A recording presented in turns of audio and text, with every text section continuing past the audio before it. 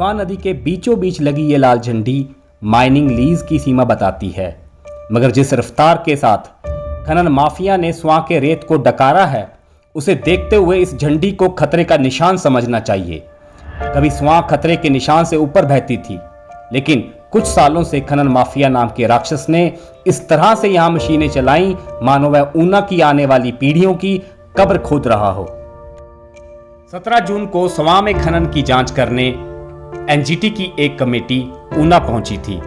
जैसे ही सफेद रंग की इनोवा गाड़ी से नीली पगड़ी पहने 70 साल के बुजुर्ग के पांव पीडब्ल्यूडी के रेस्ट हाउस में पड़े, मानो स्वां को बचाने के लिए कोई मसीहा आ गया हो।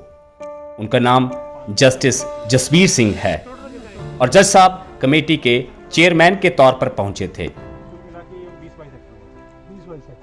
अवैध माइनिंग से स्वां और इसके आसपास के इलाकों को बचाने के लिए ऊना के ही युवा वकील अमन मनकोटिया ने अर्जी लगाई थी। उनकी शिकायत पर ही एनजीटी ने इस कमेटी का गठन किया था। उसके बाद उन्होंने एक एक्शन लिया, इसके ऊपर एक्शन लेकर उन्होंने वो एक्शन लेने के बाद उन्होंने वहाँ पे एक कमेटी गठन की। ऊना के डीसी, एसपी, माइनिंग अधिकारी और अलग अलग विभागों के इंजीनियरों के साथ बैठक के बाद कमेटी ने एडवोकेट मनकोटिया और बसाल गांव के पंडित शिव हरिपाल के साथ अलग से एक मीटिंग की। मीटिंग में तय हुआ कि सबसे पहले उन्हें लोअर बसाल का स्वां दिखाया जाएगा। तकरीबन 1.5 दर्जन गाड़ियों का काफिला रेस्ट हाउस से झलेड़ा होते हुए लोअर बसाल में स्वां के बांध पर जाकर रुका। दर्शकों, हमने आपको लोअर बसाल में स्वां के हालात की कहानी बताई थी। जस्टिस जसबीर सिंह को शिव हरिपाल का वह वीडियो मौके पर दिखाया गया और हम स्वां के उसे हिस्से की ओर चल पड़े जिस पर हमने वो स्टोरी की थी। आपको बता दें कि इस कमेटी में पंजाब में प्रदूषण और नदियों पर दशकों तक काम करने वाले अधिकारी Baburam, central pollution control board के एडिशनल डायरेक्टर और राष्ट्रीय स्तर पर एनजीटी को दर्जनों रिपोर्ट दे चुके सुनील दवे और पर्यावरण मंत्रालय के वैज्ञानिक विमल अटवाल भी शामिल थे। जैसे ही हम स्वां नदी के तलहटी पर पहुंचे तो कमेटी खनन देखकर भौचक्की रह गई। खनन का कोई भी नियम नहीं माना गया था।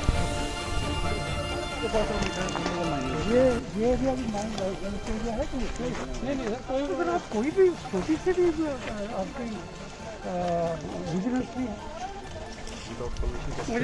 विजिलेंस इज देयर कहीं प्रेशर ना हो किसी का जी, ये भी पॉसिबिलिटी हो सकती है कहीं प्रेशर हो। माइनिंग एरिया नहीं है, इसका नक्शा बनाकर दिखाओ जितना माइनिंग एरिया नहीं है और उसमें हैवी माइनिंग हुई है इसी एरिया में। सर मेरी बेनती है इस तरह करना। साथ ही जिस जगह पर खनन किया गया था वहां किसी की लीज भी नहीं थी। फिर सवाल उठा कि यह खनन किया किसने था। जिले के माइनिंग अधिकारी नीरज कांत को आवाज लगाई गई।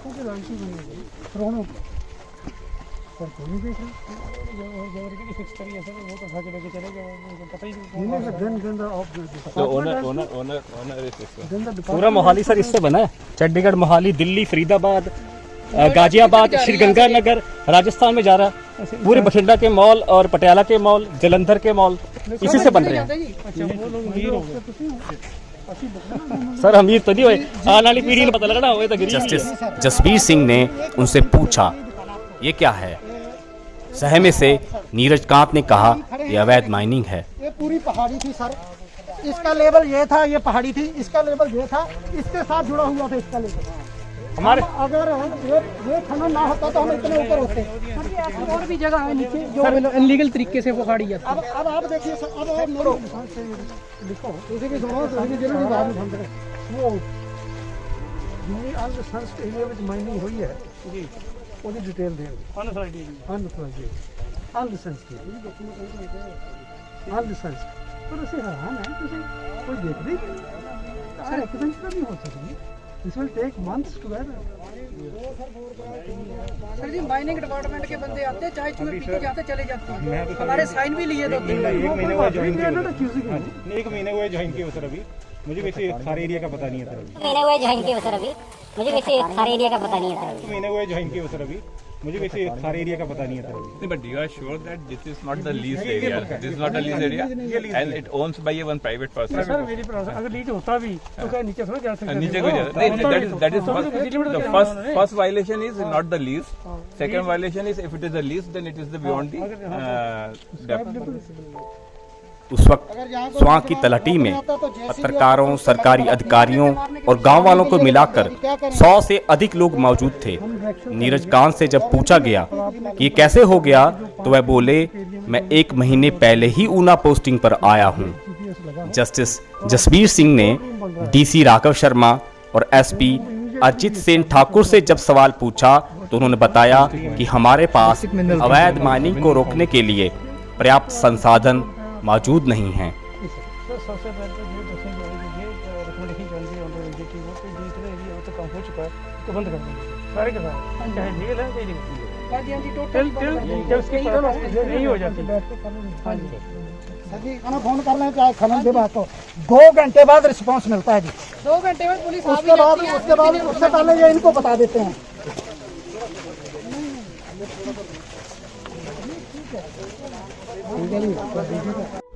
डीसी ने जहां कहा कि उन्होंने माइनिंग विभाग से और कर्मचारियों की मांग की है, वहीं एसपी ठाकुर ने कहा हमें अलग से एक एनफोर्समेंट विंग चाहिए।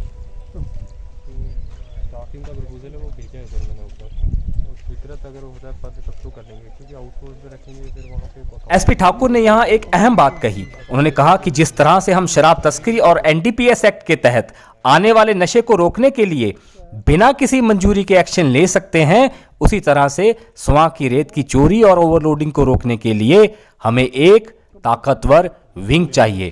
उन्होंने कहा हम अवैध माइनिंग में एक शिकायतकर्ता की भूमिका में ही हैं।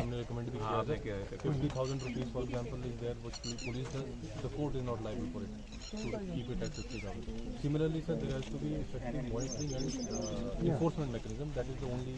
हमें enforcement wing चाहिए सर, mining department का, so that they can move. Una जिले के दोनों आला अधिकारियों ने अवैध माइनिंग को रोकने के लिए जब अपनी अपनी मजबूरियां कमेटी को गिनाई, तभी जज साहब गाँव वालों से पंजाबी में बोले, हुण ये तो है नहीं कि 70 किलोमीटर ते पुलिस इत्थे आके बह जाए, तुसी थोड़े तकड़े हो जाओ।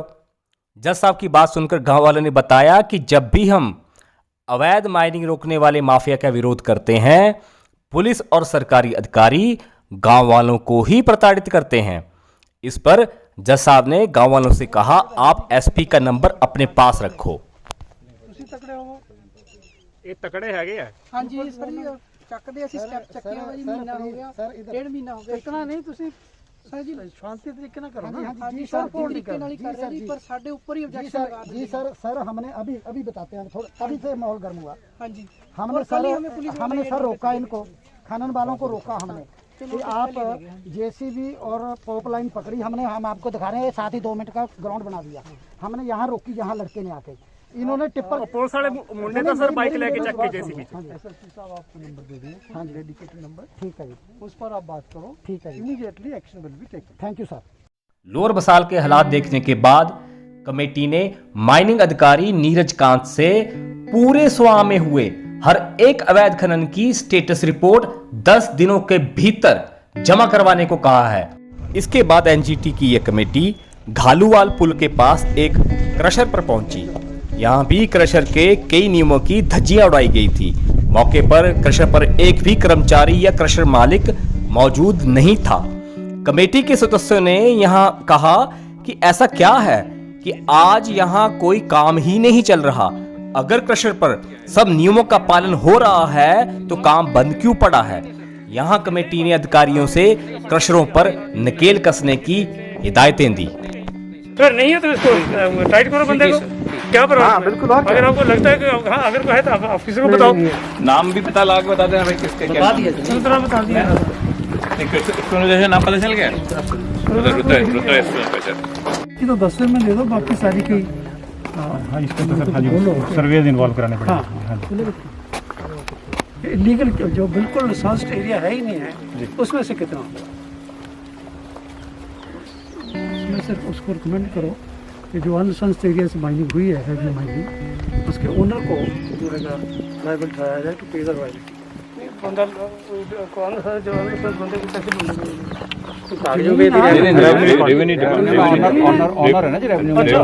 ऑनर से पता करेंगे नहीं, ऑनर को ही रिस्पॉन्सिबल करेंगे। नहीं, चाहे वो आप करता हो चाहे किसी को कराता हो, ऑनर को रिस्पॉन्सिबल करेंगे।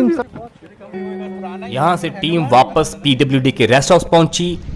वहां से कमेटी और अधिकारियों का काफिला पहले रामपुर के पुल और बाद में धर्मपुर गांव में स्वां की तलहटी पर जाकर रुका। कमेटी को यह इलाका दिखाया कांगड़ गांव के बिट्टू प्रधान, तरलोचन सिंह और अमित ठाकुर ने। इन्होंने कमेटी को जो दिखाया उसे देख सब दंग थे। माफिया ने धर्मपुर में इस तरह से बेतहाशा खनन किया था कि वहां पर 10-10 फीट गहरी कई नहरें बन गई थीं। ऐसा सरकारी जमीन है? सरकारी जमीन है, सरकारी लैंड है ये। कांगड़ा जी, ये कांगड़ा जी धर्मपुर है, साथ में ही है धर्मपुर कांगड़। कांगड़ गांव का बॉर्डर है। ये बॉर्डर थोड़ा देखिए, ये कोई मतलब नहीं है कि कांगड़ धर्मपुर का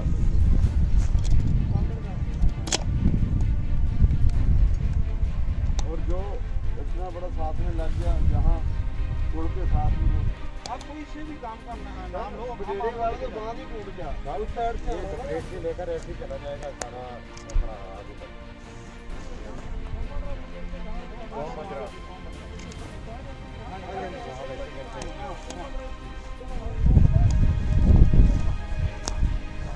दर्शकों देख सकते हैं कि कांगड़ में किस तरह से सरकारी जमीन से रेत चुराया गया है।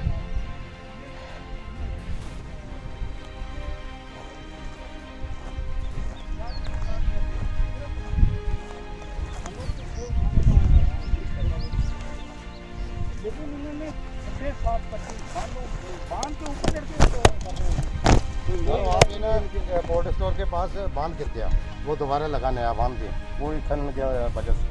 कोई मापदंड से काम ही नहीं हुआ जी, कोई भी यहाँ मापदंड नहीं है। कोई माइनिंग गार्ड देख के आ गए, कोई टीम देख के आ गए, किसी को लाड़ नहीं किया कोई। सर अगर आप ये जब भी कोई टीम आती है ना, जगह जगह झंडियाँ लगा देते हैं, कौन देखता है कि नई झंडियाँ नंबर क्या है? रेवेन्यू वाले। हाँ जी जी जी, अभी अब देखेंगे ना, आप ऑन पेपर देखेंगे। नई झंडियाँ ये आपने आना तो परसों ही लगी यार, बिट्टू परसों लगी है दिखाने के लिए। हम आपको कौन सा पता चलेगा, यही पॉइंट है ना जी। हाँ, अगर ऑन पेपर देखेंगे, किसी के पास 70 कनाल की लीज है, किसी के पास 80 कनाल की है, 100 कनाल, 300 कनाल में झंडियाँ लगी, आप कैसे देखेंगे?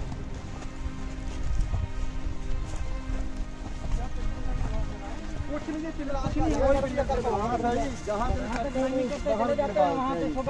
वो डंडा ना जी, अगर पक्का पिलर लग जाए वहीं में रहता है, वो खड़ी नहीं सके, चाहे भले ही बाहर से आ जाए, जो मर्जी है। बिल्कुल काम करना है। पर सर लगाएंगे तो लगाएगा कौन? लगाएंगे तो वो लगाएगा नहीं, ऊपर से वो उठाएगा माल इधर उधर से। सर उठेगा नहीं। सरकार ने बोला कि यहाँ पर कैमरे लगेंगे जी, हर लीज को बड़े को बताइए, एक भी लीज के ऊपर कहीं कैमरा आपको मिला जी? कैमरा भी है और कई चीजें लगाने वाली है। हाँ, और टीन के शेडल बना के कहीं बैठे हुए हैं, पता नहीं, जैसे झोला छाप होते हैं ना, उस तरह से नहीं है। रास्ते में पैसे ले लेते हैं, आज ट्रॉली वहाँ पैसे ले लेते हैं, सर इनको कोई रोकने वाला नहीं है। पहली बार इतनी लूट मची है इस नदी में, पहली बार इतना बुरा हाल किया। आप देखिए इन गांवों में, चाहे ऊपर से ले लो पंडोगा, पंजोर, तनपर, सलो, नीचे बाथड़ी सनोवर तक बहुत बुरा हाल है। ये सर, ये जो एरिया है ना, ये जहाँ हम खड़े हैं, यहाँ पर इतना घास होता था कि आस पास वाले 25 गाँव ना यहाँ से घास लेके जाते थे, खत्म होता ही नहीं था। अभी आपको दिख रहा है कहीं पंजाब से ली नहीं सर, प्राइवेट लैंड वाले ने केस किया, उसका केस दबा दिया, उसने दबा दिया, उसकी एप्लीकेशन कैंसिल करवा दी। खड़े हैं, देखिए इन्होंने मौके, हमारे सर प्रशासन साथ में था, हमने बहुत आवाज उठाई उस टाइम, पर दबा देते थे, क्या करें। इसका सर असर नस्लों में पड़ रहा है। घास नहीं होगा तो डेयरी नहीं होगी, भैंस नहीं होगी, दूध नहीं होगा तो फिर जवान पियेंगे क्या? सर पंजाब से लेके आना पड़ रहा है, वाटर लेवल डाउन हो गया, वाटर लेवल डाउन हो गया। हमारे खेतों में पानी ना नहीं, अब मोटरें हैं जो बड़ी रखनी पड़ रही है, क्योंकि पहले सर छोटी मोटर से पानी आ जाता था। ये जो जमीनें है ना जी, मैं आपको वर्चुअली बताऊं, ये जमीनें, इनका ये हाल था कि 2 फुट खड्डा आप निकालो, पानी आ जाता था। अब यहाँ पे 20-25 फुट पानी जाके नीचे चला और पानी फिर नहीं आ रहा है। हमारा सिंचाई का सारा काम खराब हो गया है। 2 फुट रेत निकालो और खड्डे में पानी आ जाता था जी। लोग दोबारा हमको बोर कराने पड़ रहे हैं, वाटर लेवल नीचे चला जाता है। 20-20 फुट की ये देखो सर, ये तो अब पुराना हो गया ना। 1 मिनट, ये पुराना हो गया सिस्टम। अब पहले ऐसी पहाड़ियाँ थी, ये नहीं मैं आपकी दिखा रहा हूँ, आपकी मूवी है ये। देखो सर, ऐसे ऐसे पहाड़ की हमने आवाज उठाई, फिर भी नहीं बात बनी, कोई नहीं सुनता जी। फिर ये बंद हो गई। जिस फार्मर की जगह है प्राइवेट लैंड की, उसको कोई ऑब्जेक्शन नहीं है। बिल्कुल बिल्कुल ऑब्जेक्शन है, गुंडागर्दी से उठा कोई नहीं पूछता। रात को खड्डा पड़ जाता है, सुबह देखने आओगे आप तो खड्डा पड़ा होगा। अगर बोलेगा भी तो उसी को सुनेगा। उसकी सुनाई नहीं, प्रशासन कोई नहीं सुन रहा है। केस किया हुआ था, कोर्ट से वापस आ गया केस। CR बना के उन्होंने भेज दी कोर्ट ने, दोबारा वापस आ गया केस वो।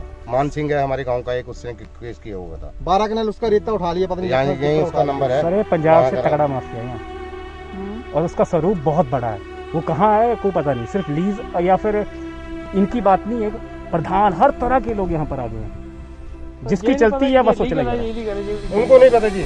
यहाँ जी लीगल है सर, अवैध इलीगल है, सारी की सारी इलीगल है।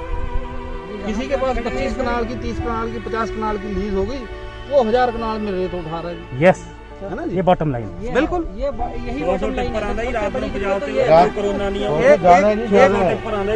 एक सर मैं आपको एक मिनट, मैं एक आपको फैक्ट बता, एक मैं आपको फैक्ट बताऊं। अभी हाई कोर्ट से 5 लीज रद्द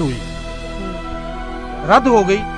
काहे के लिए रद्द हुई? वो कुछ जो भी उसमें दिए होंगे, लेकिन उसमें से 1 पैसा भी सरकार को रेवेन्यू नहीं आया। लेकिन अभी वही पॉइंट जाके देखो, उसमें आपको 4 टोकरी रेत नहीं मिलेगी, सारा का सारा रेत उठा लिया।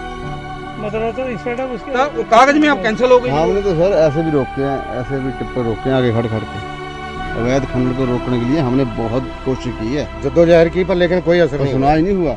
अगर आप देखेंगे ना, जो 5 की 5 लीज, आप झूठ मानते हो, रात को 12 बजे आ जाते थे यहाँ पे, और कोई जेसीबी लेके भाग जाते थे, हमको देख के आते थे। हम जब यहाँ पे आकर मना करते थे उनको, तो हमारे फोटो बनाते थे ना हम, तो जेसीबी लेके भाग जाते थे वो। और सबसे बड़ी बात है, माइनिंग को कॉल की पहले झट फोन वहाँ आ जाता है और कंप्लेंट भाग जाते हैं। सर मैं कह रहा हूँ कोलैप्स है ये, this is system failure, total collapse. जो कंप्लेंट करेगा उसका नाम पहले उसका जिसके खिलाफ कंप्लेंट की हुई थी उसका फोन आ जाता है। ये देखिए, हाँ ये देखिए खड्डे, कंप्लेंट की है, ये देखिए खड्डे, ऐसे ऐसी माइनिंग हुई है जहाँ पे।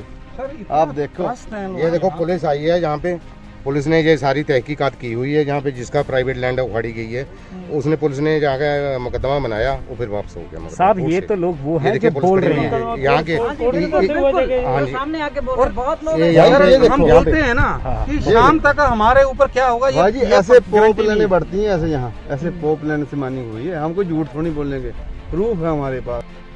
बसाल की तरह यहाँ भी कमेटी सदस्यों के जहन में वही सवाल घूम रहे थे।